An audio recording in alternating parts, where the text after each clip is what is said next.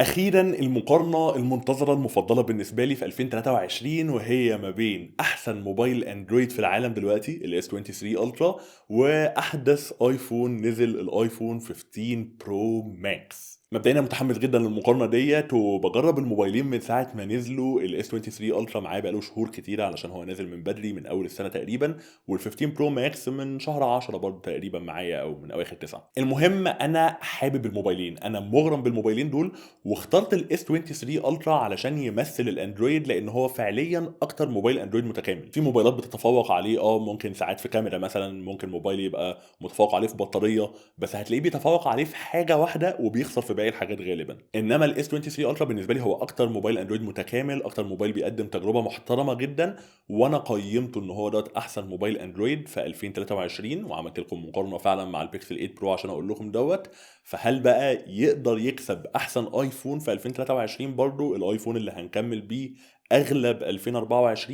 ايا كانت اجابتك على السؤال دوت دلوقتي اكتبها في الكومنتات لان غالبا هتتفاجئ من الاجابه، فعايز اعرف رايك قبل الفيديو وبعد الفيديو. في حاجات كتيره جدا كانت مفاجاه بالنسبه لي انا شخصيا. حتى خلينا نتكلم على التصميم مثلا. التصميم بتاع الموبايلات ديت الاتنين من احسن ومن اشيك الموبايلات اللي موجوده في العالم دلوقتي. طبعا ال 15 برو ماكس عندك كذا حاجه جديده فيه شويه، ان هو جاي مثلا بالجوانب التيتانيوم واللي اتعمل عليها ضجه كبيره قوي. الجوانب رغم ان هي فلات ولكن بقت واخده كيرف خفيف قوي كده من على اطرافها علشان تسهل مسكتها اكتر، ما تبقاش حاده في ايديك. بقى عندك زرار الاكشن بوتون دوت مكان الميوت سويتش اللي انت كنت بتخلي الموبايل بيه سايلنت، دلوقتي تقدر تظبط الزرار دوت ان هو يعمل اي حاجه انت عايزها. بس انا بصراحه ما لقيتش حاجه بالنسبه لي مفيده اكتر من نفس الوظيفه بتاعته اللي هو ان يبقى معمول على السايلنت، لحد ما ابل تفتح ان انا لما ادوس عليه ضغطه واحده يتعمل سايلنت مثلا وضغطتين يبقى بيفتح الكاميرا او بيعمل حاجه تانية، ساعتها ممكن استعمل الضغطتين. انما الضغطه الواحده انا اتعودت ان هو بيخلي الموبايل الايفون سايلنت، فعلشان كده سبتها زي ما هي بالظبط. المهم ان ابل السنه دي قالت الظهر بقى تغييره اسهل وارخص من قبل كده، وديت حقيقه فعلا،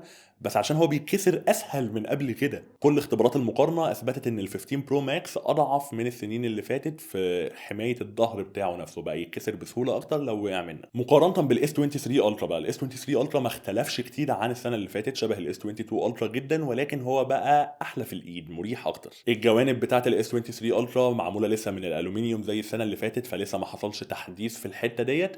ولو ان اغلب التسريبات دلوقتي بتقول ان الاس 24 الترا الجيل الجديد هيبقى جاي بجوانب تيتانيوم. عموما الالومنيوم ممتاز جدا، ما عنديش اي اعتراض عليه، ما عنديش اي مشكله معاه. التصميم بتاع الاس 23 الترا عموما لحد دلوقتي بالنسبه لي اشيك. انا عارف ان الايفون اخف، انا عارف ان الايفون ارفع، عارف ان هو من نواحي كتيره جدا يعتبر التصميم بتاعه ينتصر على الاس 23 الترا، بس من ناحيه الشياكه بتاعه شكل الموبايل انا حابب السامسونج. معرفش دوت تاثيره بسبب الايدج اللي بيدي شياكه للموبايل بالنسبه لي، معرفش دوت بسبب الحواف الحاده بتاعته، بحب شكلها جدا خصوصا وانا بتفرج على فيديوهات بتبقى حاسس ان الشاشه كلها في ايدك كده او ان الفيديو في ايدك، مش مقصوص منه اي حاجه زي الجوانب المدوره بتاعه الايفون، او سواء بقى من الكاميرا الاماميه الصغيره جدا مش واخده مساحه زي الدايناميك ايلاند. مش بقول ان الدايناميك ايلاند بتاعه الايفون مضايقاني، بس برضه لما تصغر خالص كده تبقى زي بتاعه السامسونج شكلها احلى. المهم لو انا هختار تصميم واحد فيهم بس، انا بحب تصميم الاس 23 الترا، ولكن انا عارف ان هي اذواق وعارف ان الاتنين تصميماتهم حلوه جدا، فديت ترجع لك انت عجبك شكل ده اكتر ولا شكل ده اكتر. الشاشه بقى، الشاشه هي اللي ممكن يكون فيها اختلاف شويه. الاتنين شاشاتهم اوليد، الايفون السطوع بتاعه اعلى شويه والسامسونج الحده بتاعتها اعلى شويه. الاتنين طبعا بيدعموا 120 هرتز وبتنزل لحد 1 هرتز بس، فالاتنين صراع جدا من ناحيه الشاشه، والاتنين بيدعموا الاتش دي ار 10 بلس، ولكن ابل بس هي اللي بتدعم الدولبي فيجن. الالوان ودقتها الاتنين دقيقين جدا، الاتنين ما فيش واحده فيهم شاشتها وحشه. فرق الدقه الاعلى اللي موجود لصالح السامسونج على فكره لا يرى بالعين، يعني حرفيا هو انا ما حسيتش بيه خالص مهما قربت عينيا من الموبايلين دول، حتى وانا لابس النضاره، حتى لما بقرب عليهم بالكاميرا انا مش حاسس بالفرق. السطوع مفروض ان الايفون اعلى، ولكن هو اعلى بحاجه بسيطه قوي لدرجه ان انا تحت الشمس المباشره مفيش واحد فيهم مضايقني، الاتنين حلوين جدا. في حاجه لاحظتها في التصوير شويه، ان انت لما بتيجي تقلل الاضاءه بتاعه الموبايلين دول سامسونج الشاشه بتاعته بتعمل فليكر شويه، ولكن دوت انا لاحظته وانا بصور بالكاميرا الاحترافيه بتاعتي، بس عينيا مش هتشوف الفرق دوت خالص مهما قللت الاضاءه. في كذا حد بيطلع بيقول ان ساعات موضوع الفليكر دوت بيأثر على عينيه شويه، شويه او بيحس بالصداع بعد فتره من استخدام الموبايل حتى لو هو مش واخد باله من الفليكر او مش حاسس بيه. بس بصراحه انا مش حاسس بالفرق دوت، وحاولت كتير قوي وقستها بكذا شكل مختلف. هو فعلا مش فرق ملحوظ يا جماعه. لو هتاخدها بالارقام قوي ولو هتقيسها بدقه رهيبه، الايفون يكسب في الشاشه عموما. ولكن من ناحيه التجربه العمليه انا بقول لك ان الشاشتين تحفه، ومش هتحس ان واحده فيهم مؤثره معاك في اي حاجه. لو نقلت على البطاريه، فالسنه اللي فاتت الاس 22 الترا والايفون 14 برو ماكس كانت من اسوأ البطاريات اللي عملتها سامسونج وابل. سامسونج تحديدا كانت وحشه قوي، انما السنه دي الاس 23 الترا وال 15 برو ماكس حسنوا البطاريه جامد عن قبل كده. يمكن ال 15 برو ماكس ما اتحسنتش قوي زي الايفون 13 برو ماكس اللي هو من سنتين فاتوا.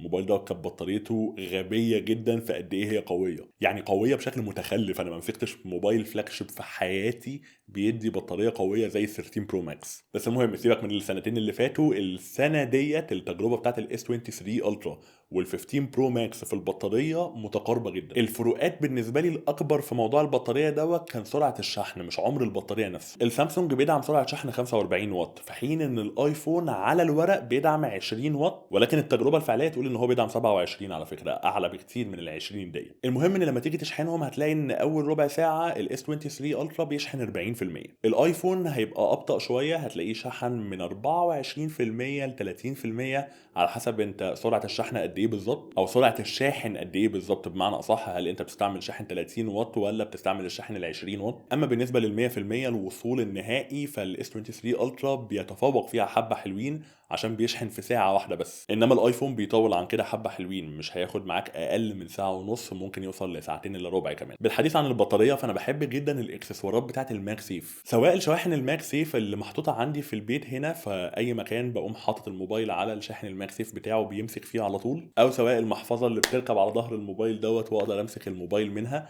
في اكسسوارات كتيره لذيذه دلوقتي للماك سيف بتخليني بحب نظام البطاريه بتاعه. سامسونج على الناحيه التانية بتدعم الشحن اللاسلكي، والشحن اللاسلكي هنا مش ان هي تتشحن لاسلكي بس، لا، ان هي تشحن حاجات تانية لاسلكي. يعني انا حرفيا الايربودز برو مره قبل كده فصلت مني وانا بره البيت، فشحنتها من الاس 23 الترا، ما اقدرش اشحنها من الايفون. انا بحب الحاجات دي في سامسونج بصراحه، ميزه انا نفسي جدا ان انا اشوفها في الايفون السنه الجايه، ومتواجده بقالها فتره طويله جدا مع سامسونج. طبعا بقى الحاجه اللي احنا اخيرا شفناها السنه دي هي يو اس بي تايب سي على الايفون، حاجه ما كانش ينفع ان انا ما اتكلمش عنها. اخيرا وصلنا ل 2023 بالنسبه لابل. ابل كانت متاخره 10 سنين ورا عن باقي الشركات التانية في موضوع ان هي بتستخدم شاحن مختلف، والموضوع مش بس علشان شكل الشاحن او ان انت ما تقدرش تشحن بالشاحن بتاع صحابك التايب سي، لا، انت كمان سرعات نقل البيانات لو انت حد بتستعمله في التصوير اخيرا بقت كويسه. قبل كده كانت وحشه جدا. انا عارف ان الموضوع ده مش هيفرق غير لو انت فيديوجرافر مثلا، حد محترف بتملى فيديوهات كتيره على الايفون بتاعك، بس بجد فارقه معايا جدا في الاستخدام. الاحلى ان مش بس ممكن توصل عليه دلوقتي ميموري كارد مثلا من خلال دوك، او تقدر توصل عليه اس اس دي، كل ده بسبب اليو اس بي تايب سي، لا، كمان فكره ان انت تقدر تصور فيديوهاتك مباشره على المساحه الخارجيه بتاعتك. ودلوقتي وصلنا لنقطه الكاميرات. ابل السنه ديت عامله تصوير لوج، ديت معناها ان انت بتصور الفيديو بتاعك من غير الوان تقريبا، بتبقى الالوان بتاعته باهته جدا علشان بيلقط تفاصيل كتيره قوي، بيلقط تفاصيل عن مستويات الاضاءه، بيلقط تفاصيل عن مستويات الالوان برضو على فكره حتى لو هي مش باينه قدامك، بيلقط كل حاجه ممكن تلقطها في الفيديو. عشان كده مساحه الفيديو ده بتبقى كبيره جدا، فانت بتوصل اس اس دي خارجي على الايفون بتاعك وبتصور الفيديوهات بتاعتك تتخزن على طول على الاس اس دي دوت. وبعد كده بقى تقدر تستعمل الفيديوهات دي بشكل احترافي جدا، تحطها على برنامج مونتاج قوي وتلونها بنفسك، تعمل لها كلر جريدنج وكلر كوركشن، وتستعمله حرفيا في تصوير حاجات احترافيه. ايفنت ابل الاخير متصور بالايفون 15 برو ماكس، واعرف يوتيوبرز كتير جدا بقوا يستعملوه في تصوير فيديوهاتهم مكان الكاميرا. مش بقولك ان هو بيستغنى عن الكاميرا بتاعته بالكامل، بس في شوتات كتيره جدا بيبقى صعب ان انت تاخدها بالكاميرا الايفون دلوقتي سهلها قوي، وفرق الجوده ما بقاش ملحوظ. انا بقول لك ابل اعتمدت عليه في تصوير مؤتمر كامل، فالموضوع فعلا بقى تحفه. بما اننا بقى دخلنا في تصوير الفيديوهات والكلام عن الكاميرات، فالاس 23 الترا بصراحه برضو واحده من احسن الكاميرات اللي موجوده في العالم. الفيديو بتاعها بيصور 8K. انا بصراحه حاسس ان ال 8K ديت ملهاش استعمال عملي قوي. الاندستري ديت كلها او المجال دوت كله لحد دلوقتي شغال 4K، محدش بيعتمد على ال 8K قوي، لان لسه مفيش شاشات اصلا كتيره في السوق 8K. فهي بالنسبه لي بتبقى مساحه كبيره على الفاضي، علشان كده بعتمد على ال 4K في تصوير السامسونج. لو انت عايز الخلاصه، تصوير الفيديوهات الايفون هو اعلى حاجه. سامسونج قويه جدا، سامسونج منافس حلو قوي، ولكن من ناحيه تصوير الفيديوهات الاحترافيه الايفون بيكسب لحد دلوقتي. هو بيكسب، وبسبب موضوع اللوج دوت فحته الاحترافيه بقت في منطقه تانية خالص. هو بيكسب قوي كمان. لحد بقى ما تيجي تتكلم على تصوير الكاميرا العاديه، سيبك بقى من الفيديوهات، نرجع للكاميرا التصوير اللي اغلب الناس بتعتمد عليه. عندك نظام مختلف جامد جدا للكاميرات هنا. عندك 1 اكس على الايفون اللي هو 24 ملم، او ممكن تخليها 1.2 او ممكن تخليها 1.5. انا بصراحه كنت بحب ال 1.5 دوت جدا عن ال 1 اكس بتاع الايفون. الشكل فوق اللينكس ال 35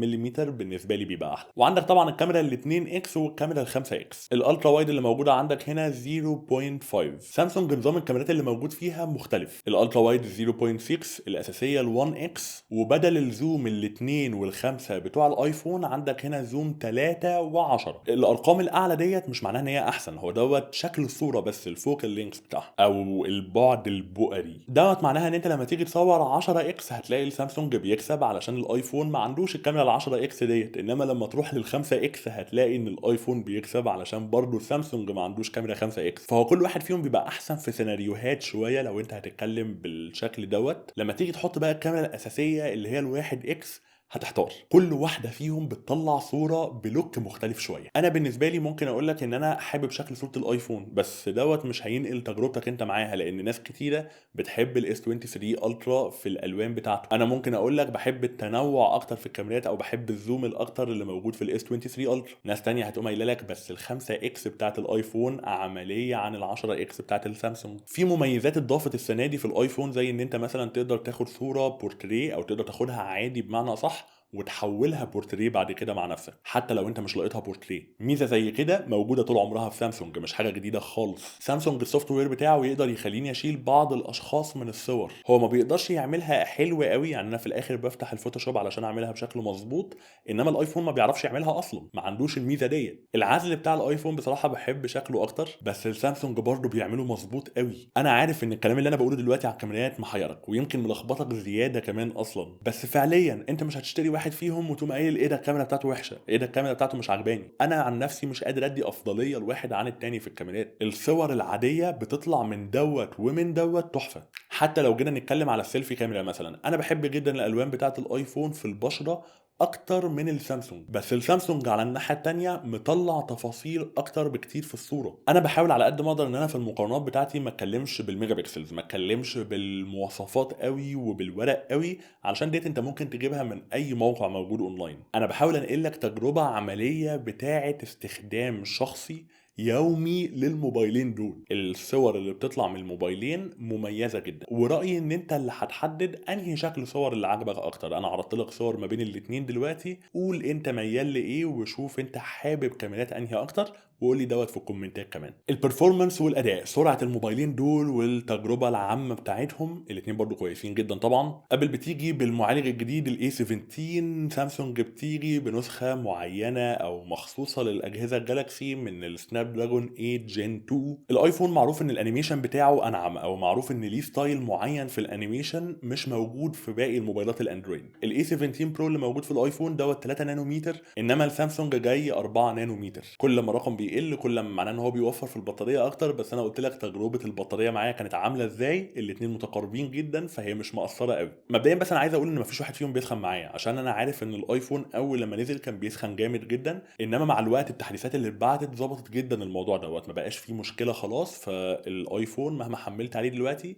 مش بيطلع حراره عاليه مقارنه بالسامسونج او بالاس 23 الترا. الاثنين نفس التجربه تقريبا من ناحيه الحراره. من ناحيه الاداء الاثنين كويسين قوي، الاثنين صراع جدا، الاثنين حلوين، ولكن الايفون بيتفوق. مش علشان الاستعمال اليومي بتاع الموبايلين دول، لان ساعتها مش قادر اطلع فرق فعلا حتى لو الايفون اسرع على الورق، ولكن التجربه اليوميه الاثنين تمام جدا. ولكن علشان الابلكيشنز بتاعت الايفون بتبقى معموله بشكل مستقر اكتر او بشكل احسن، خصوصا الالعاب كتيره بتلاقي ان تجربتها على الايفون متطوره اكتر عن تجربتها على الاندرويد. يمكن الالعاب الكبيره قوي ما فيهاش المشكله ديت، حاجه زي برول هالا مثلا، الاثنين تقريبا نفس التجربه بالظبط. انما لما تضيف كمان فكره ان السنه دي الايفون 15 برو ماكس في العاب هتبقى نازله له هو بس مخصوص، ما بتنزلش لاي ايفون تاني، حتى زي مفروض اساسنز كريد الجديده، زي ريزيدنت ايفل، الالعاب اللي هي موجهه للبلاي ستيشن اصلا والبي سي. طبعا بقى ممكن نقعد نتكلم على السوفت وير والمميزات بتاعه الاندرويد والمميزات بتاعه الايفون، واللي هي مفروض بتتعمل في فيديو لوحدها كامله اصلا. سامسونج ناس كتيره جدا متعوده وبتحب الواجهه بتاعتها. انا كمان ال1 يو اي 6 هنا عاجبني شكلها وعاجبني التغييرات اللي اتعملت فيها. ابل بتوعدك ب5 سنين تحديثات وسامسونج بتوعدك ب4 سنين، ففي فرق سنه زياده لصالح الايفون. لو انت حد بتشتري موبايل فلاج شيب عموما غالبا بتغير موبايلك في خلال سنتين ثلاثه، فما اظنش ان انت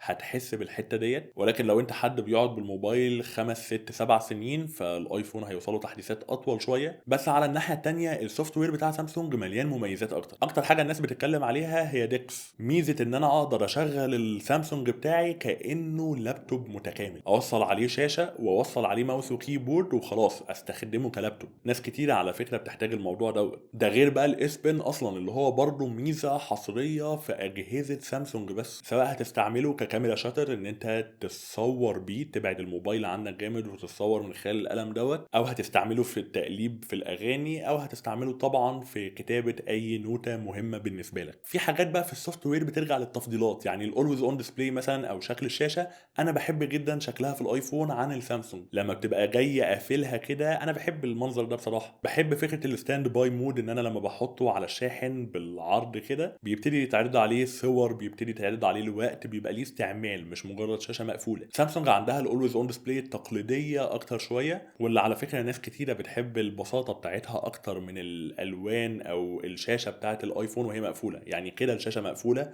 ومع ذلك منوره وباين عليها الخلفيه وباين عليها حاجات كتيره. علشان كده برضو السوفت وير انا عارف ان انا مهما اتكلمت فيه مش هغير رايك. انت لو حد بتحب الاندرويد هتفضل بتحب الاندرويد، لو حد بتحب الايفون هتفضل تحب الايفون. بس الاتنين بيتطوروا جامد والاتنين بيقربوا من بعض. الاندرويد بقى مستقر اكتر، ما بقاش فيه المشاكل اللي كانت بتقابلنا زمان. الاي او اس بقى يسمح بالتعديل اكتر شويه وبقى يضيف مميزات عمرنا ما كنا بنشوفها على الايفون. فهي نقطه محسومه اصلا من قبل ما تتفرج على الفيديو انت بتحب انهي سوفت وير اكتر. السعر بقى بتاع الموبايلين دول هو فارق جدا، رغم ان الاتنين تم الاعلان عنهم ب 1200 دولار، ولكن علشان سامسونج معروض في السوق بقاله كتير جدا او نازل بقاله فتره طويله، سعره نزل عن كده حبه حلوين، لدرجه ان انت ممكن تشتريه من مصر على فكره ب 40000 جنيه تقريبا، يعني حوالي 800 دولار. الايفون 15 برو ماكس سعره الرسمي اغلى مره ونص من السامسونج، وفي مصر هنا كمان هو اغلى حبتين، يعني هو 65000 جنيه او 70000 جنيه على حسب انت هتجيب انهي لون. اللون الناتشرال تيتانيوم بيتباع اغلى حبتين، يعني بتتكلم في حوالي 1400 دولار. بص يا احمد انت حيرتنا معاك، فبصراحه من الاخر نشتري الايفون ولا نشتري السامسونج؟ انا هجاوبك على السؤال ده دلوقتي من غير دبلوماسيه خالص. سامسونج نزل اول السنه، سامسونج بقاله شهور كتيره في السوق، ومش المفروض ان هو يواجه الايفون 15 برو ماكس. اللي المفروض يواجه ال 15 برو ماكس هو الاس 24 الترا اللي خلاص قرب ينزل وخلال شهر من دلوقتي هيبقى موجود في السوق. ولكن مع ذلك الاس 23 الترا مقدم منافسه محترمه جدا، مقدم منافسه قويه قوي، خلتني استحرم بصراحه ان انا ما اعملش المقارنه دي، لان فعلا الموبايلين قريبين من بعض في حاجات كتيره زي ما انت شفت على مدار الفيديو. فلو انا مش فارق معايا السعر خالص بصراحه هشتري الايفون 15 برو ماكس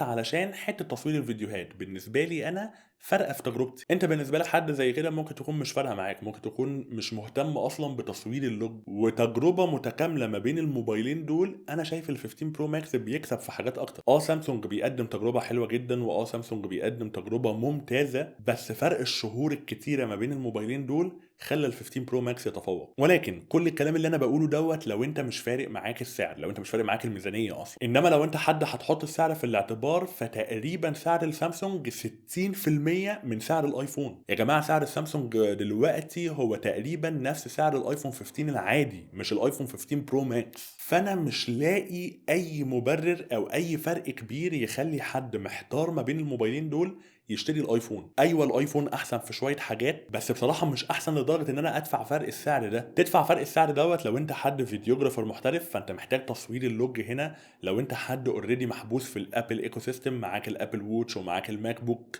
او لو انت حد ما بتحبش الاندرويد اصلا. واشك ان انت هتبقى بتتفرج على الفيديو دوت لو انت ما بتحبش الاندرويد، يعني هتتفرج على فيديو مقارنه ما بين الموبايلين دول ليه؟ انما ما دام انت حد محتار ما بين الموبايلين دول، مفيش مبرر يخليك تدفع 30,000 جنيه زياده علشان تشتري ال 15 برو ماكس، وانت ممكن تدفع 60% من السعر دوت بس وتشتري الاس 23 الترا. الموبايل دوت علشان نازل بدري بقاله كتير، ففعلا تخفيضات وعروض عليه كتيره جدا في السوق دلوقتي تخليه يستاهل قوي السعر بتاعه، يستاهل كل مليم بيدفع فيه. انا عارف طبعا الارقام اللي انا بقولها عاليه جدا، في الاخر هي فلاج شيب، ولكن انا اقصد من ناحيه اللي بيقدمه مقابل السعر ده. لو انت حد بقى مش فارق معاك الميزانيه ومش مقتنع بالايفون، فما تشتريش الاس 23 الترا، اصبر شويه وهات الاس 24 الترا. ده اللي غالبا هيبقى بنفس سعر الايفون وهيبقى بيلعب فوق ال 60,000 جنيه مصري برضه. ساعتها هيكون دوت المنافس القوي اللي المفروض ينزل قصاد ال 15 برو ماكس. وقتها برضه هعمل لكم مقارنه كامله واقول لك كل واحد بيكسب في ايه. وبصراحه انا متحمس جدا من خلال التسريبات اللي شفناها في السوق لحد دلوقتي للاس 24. فكده انت عرفت رايي بالتفصيل، عرفت لو انت بتحب ايه تشتري ايه، ولو انت معاك ميزانيه كذا تعمل ايه.